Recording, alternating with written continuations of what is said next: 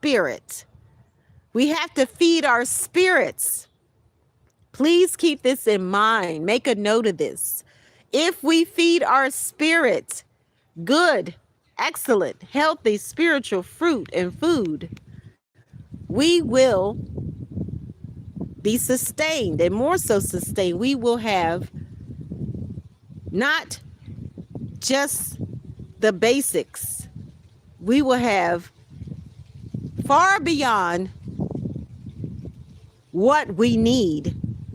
Because when we feed our spirit, we move into that place of abundance, overflow, more than enough. We get more than enough. We have more than enough when we get into that place where our spirits are healthy.